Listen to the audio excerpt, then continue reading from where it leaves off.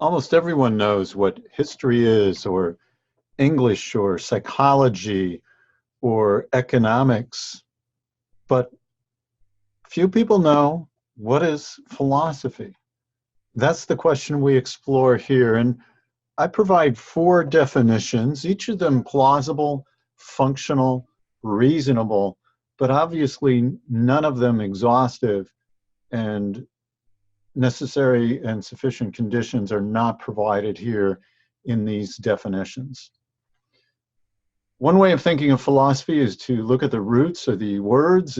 The word was originally used in ancient Greece, and you have two words, philo and sophia, from the Greek, and one means love or the love of, and the other means wisdom. Sophia means wisdom, so we have the love of wisdom.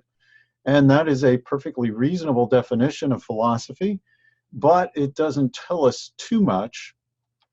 A second definition that gives us a little bit more insight is thoroughly thinking things through. That's what philosophers do. We carefully think things through. So that's a reasonable definition.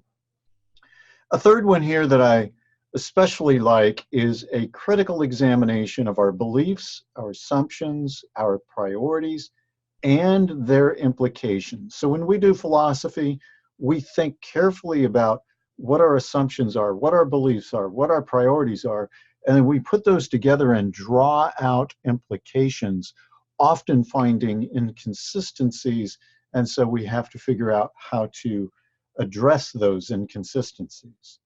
A fourth definition is the careful examination of important questions that cannot be answered by science. I have two other videos that might be relevant for this, one on scientism and one on comparing philosophy and science. But philosophy takes on those really important life questions that just simply can't be answered by science. Questions like how we should do science, for one, how we should live our lives, whether there is a God or not, what's the best form of government, those kinds of questions that science does not directly address. When speaking of what philosophy is, I think it's appropriate to go ahead and talk a little bit about what philosophy is not, due to some misconceptions. First of all, philosophy is not simply a worldview. The name is used that way occasionally. A worldview is a collection of foundational ideas that shape how we view the world around us. A worldview is a very broad prism through which we interpret our experiences. And when we talk about philosophy as a discipline, that's not what we're talking about. Everyone has a worldview. Philosophy certainly can address worldviews and might criticize worldviews, but philosophy is not itself a worldview.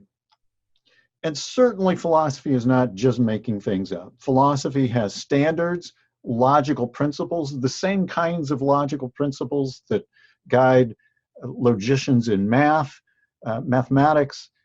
So there are strict standards by which philosophical ideas and theses are judged.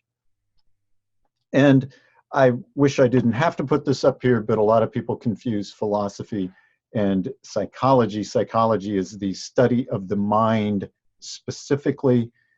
That's not what philosophy is, as we've already seen. Philosophy is much more broad than that.